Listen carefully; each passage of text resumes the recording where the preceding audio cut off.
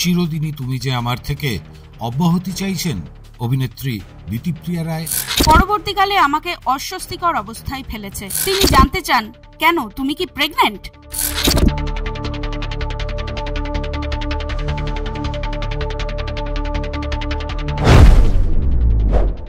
তবে কি এবার জি বাংলার ধারাবাহিক চিরদিনই তুমি যে আমার থেকে অব্যাহতি চাইছেন অভিনেত্রী দিতিপ্রিয়া রায়? এবার জিতু কামাল দিতিপ্রিয়া বিতর্কে সরাসরি সোশ্যাল মিডিয়ায় মুখ খুললেন অভিনেত্রী। 4 আগস্ট একটি দীর্ঘ পোস্টে দিতিপ্রিয়া বলছেন, গত কয়েকদিন ধরে চলতে থাকা আমাকে নিয়ে নানা রকমের স্পেকুলেশন নিয়ে আমি স্বভাবতই চুপ ছিলাম, কারণ আমি বিশ্বাস করি ইগনোরেন্স ইজ ব্লিস। প্রথমত, একটি ছবি পোস্ট করা নিয়ে জলঘোলা শুরু। প্রোডাকশন টিম সব সময় আমাদের কিছু ছবি দিয়ে থাকে দুজনকেই সমাজ মাধ্যমে পোস্ট করার জন্য। আমার কো অ্যাক্টর সেই সব ছবি পোস্ট করেন। সেই ছবিগুলোর মধ্যে একটি আমার ব্যক্তিগতভাবে একেবারেই ভালো লাগে না। ছবিটি তিনি ডিলিট করেন। তারপর বিভিন্ন ইন্টারভিউতে বারবার বলেছেন আমার পোস্ট করা ছবিতে নাকি অনেক খারাপ ও নোংরা কমেন্ট এসেছে, তাই আমি খুব কষ্ট পেয়েছে। কিন্তু আমি তো তার সঙ্গে কথাই বলিনি। আমি শুধুমাত্র প্রোডাকশনকে জানিয়েছিলাম, কারণ ছবিটা তাদেরই তোলা ছিল আর ছবিটা আমার দৃষ্টিতে ইনঅ্যাপ্রোপ্রিয়েট মনে হয়। আমি কোনো রকম নোংরা বা অশ্লীল কমেন্টের কথা কখনোই বলিনি এবং কেউই এই আমার ছবিটি ইনঅ্যাপ্রোপ্রিয়েট লাগাকে নিয়ে সেই সময় আমায় কোনো আপত্তি জানায়নি। বরং পরবর্তীকালে বারবার শুনতে হয়েছে আমি নাকি তা স্পন্টেনিয়াসলি হ্যান্ডেল করতে পারি না। একটা ছবি তো, তা নিয়ে এত কিছু। তিনি আরো বলেন, আমি দিতিপ্রিয়াকে খুব শ্রদ্ধা করি এবং স্নেহ করি। ওর ডেডিকেশন অন্য রকমের। আমার কো অ্যাক্টর আমাকে ভীষণ সম্মান করেন ও স্নেহ করেন, এটাই আমি বিশ্বাস করতে চাই।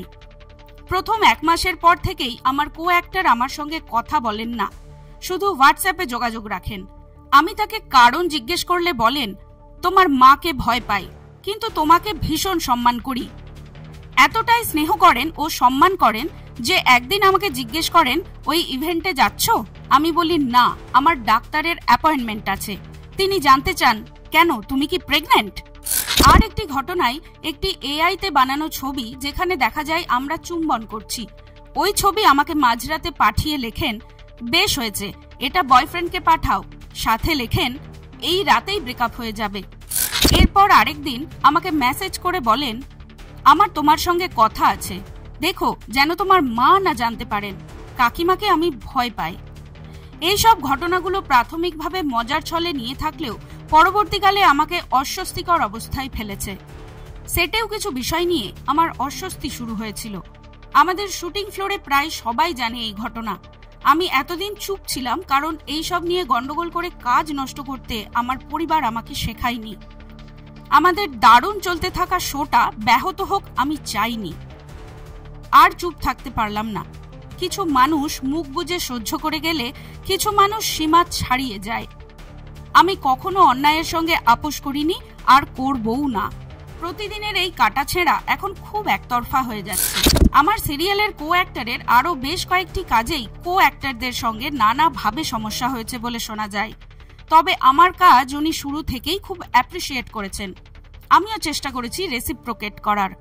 আমি যাকে সম্মান করি তাকে সব সময় সব জায়গায় একই রকম ভাবে সম্মান করে এসেছি, তা সোশ্যাল মিডিয়ায় হোক কিংবা সামনাসামনি। এক এক জায়গায় এক এক রূপ আমার নেই। এই দ্বিচারিতা আমার একেবারেই অপছন্দ। রইল বাকি আমার স্পন্টেনিয়াস হওয়া। ডাকঘর নামের একটি সিরিজের প্রোমো চলাকালীন আমি ও আমার সেই সিরিজের কো অ্যাক্টর ইটস অফিসিয়াল লিখে সমাজ মাধ্যমে একটি রোমান্টিক ছবি পোস্ট করি। এর একটাই উদ্দেশ্য, গুঞ্জন ছড়ানো, কারণ এটা ছিল একটি স্পন্টেনিয়াস প্রমোশনাল স্ট্র্যাটেজি। মানুষের সুবুদ্ধি হোক এই কামনাই করি। এই প্রসঙ্গে এর আগে নিজের সোশ্যাল মিডিয়ায় লাইভে এসে কি বলেছিলেন অভিনেতা জিতু কামাল, চিরদিনই তুমি যে আমারের আর্য, দেখে নিন। প্রবলেমটা হচ্ছে যখন সোশ্যাল মিডিয়া খুলে দেখছি যে আমার সঙ্গে কারুর গন্ডগোল, আমার সঙ্গে আমার সহ অভিনেত্রীর মনোমালিন্য, কথা হয় না, বার্তা হয় না, এমনটা নয়। কিন্তু দিতিপ্রিয়া খুব ট্যালেন্টেড একজন মানুষ, খুব গুণী একজন শিল্পী, তার সঙ্গে আমার মিসআন্ডারস্ট্যান্ডিং হওয়ার কথাই নয়, এবং হবেও বা কেন। আমি ওর থেকে অনেকটাই বয়সে বড়, ইন্ডাস্ট্রিগতভাবেও বড়। ও খুব ভালো একজন শিল্পী, এবং ওর সঙ্গে আমি কাজ করে নিজেকে খুব মানে ওই কমফোর্ট জোনটা আমিও পাই, এবং আমিও ওকে দেওয়ার চেষ্টা করি। সো এই ভুল ভ্রান্তিটা তোমরা প্লিজ কাটিয়ে ফেলো। ভালো লাগছে না, এগুলো দেখতে ভালো লাগে না। আমি কাজ করতে ভালোবাসি, আমার কাজ দেখাতে ভালোবাসি, তার মধ্যে সীমাবদ্ধ থাকতে ভালোবাসি। আমি খুব পজিটিভ একজন মানুষ। তোমরা দেখো যে আমি এমন কোনো খবর স্প্রেড করি না, এমন কোনো খবর আমি রিপোস্ট করি না বা নিজে পোস্ট করি না যেখান থেকে নেগেটিভিটি স্প্রেড করে। সো আমার ভালো লাগে না সেগুলো করতে। তো যখন দেখছি যে এইরকম নিউজ হচ্ছে, আমার যদি কেউ ইন্টারভিউটা দেখে থাকো, সেখানে বলেছি যে কিছু দর্শকের মনে হয়েছে যে অশালীন একটা ছবি, তাই আমি নামিয়ে দিয়েছি। আমি একবারও বলিনি যে আমার কোন সহ অভিনেত্রী বলেছেন আর কি, এবং সে অনেক ছোট। আপনারা প্লিজ তাকে ওইভাবেই আগে, মানে অপর্ণার আগেও একটা মানুষ, ও একটা শিক্ষিতা মেয়ে, ও 22-23 বছরের একটা মেয়ে, এবং খুব ট্যালেন্টেড একটা মেয়ে। আমরা কেন গুণী মেয়েদের, গুণী ছেলেদের এগিয়ে দেব না আমাদের সমাজের উন্নতির খাতিরে? আমার এটা খুব মনে হয়।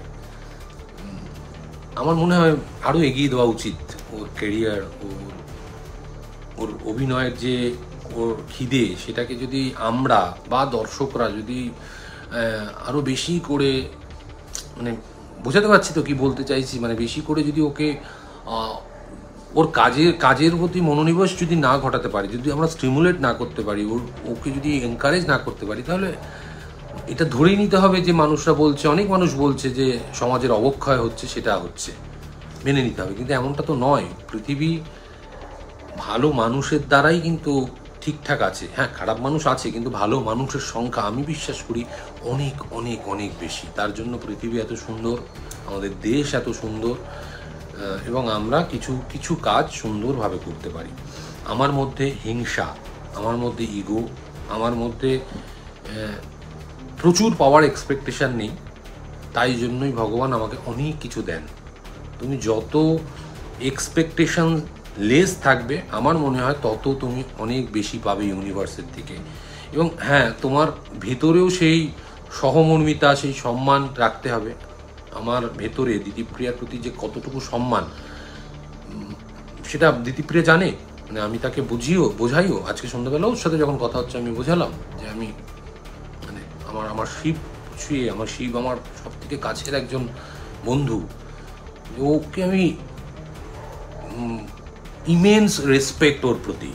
তো ওকে নিয়ে প্লিজ উল্টো পাল্টা কথা, আজে বাজে কথা প্লিজ বলে তাকে ডিসকারেজ করবেন না। ওর মুখ ছোটো হয়ে যায়, জানেন, খুব মানে ও ভালোভাবে নেয় না, এগুলোকে ভালোভাবে নিতে পারে না, নেবেও বা কেন? ভালো মানুষ যখন খারাপ মন্তব্য শোনে, তখন ভালোভাবে নিতে পারে না। খারাপ মানুষ খারাপ মন্তব্য শোনে, তারা হ্যাবিচুয়েটেড। তবে সোমবারের এই পোস্ট দেখে স্তম্ভিত দিতিপ্রিয়ার অনুরাগীরা। একজন লিখেছেন, তুমি অনেক ভালো কিছু ডিজার্ভ করো, তাই সুযোগ থাকলে অবশ্যই সিরিয়াল ছেড়ে বেরিয়ে এসো, তোমার কাজের অভাব হবে না। এর উত্তরে অভিনেত্রী বলছেন, সেই চেষ্টাতেই আছি। দিতিপ্রিয়ার এই উত্তরে অনেকেই আশঙ্কা করছেন, তবে কি এবার অপর্ণা আর্যর মধ্যে সত্যিকারের ভাঙন ধরতে চলেছে? মজার বিষয়, জিতু কামালের যে ছবি পোস্ট করা নিয়ে সমস্যার সূত্রপাত, সেই ছবিই কিন্তু জি5 এর অফিসিয়াল পেজ এবং অ্যাপে চিরদিনই তুমি যে আমার সিরিয়ালের থাম্বনেইল। একই দিনে একই ভঙ্গির অন্য দুই অভিনেতা দেব ও শুভশ্রীর ছবি শিরোনামে। দূরত্ব ঘুচিয়ে ধূমকেতুর ট্রেলার লঞ্চে দেবের কাছাকাছি শুভশ্রী। তবে কি জিতু দিতিপ্রিয়ার এই বিতর্কটাও প্রচারের জন্য প্রোডাকশনের স্পন্টেনিয়াস প্রমোশনাল স্ট্র্যাটেজি? সেই উত্তর দেবে সময়।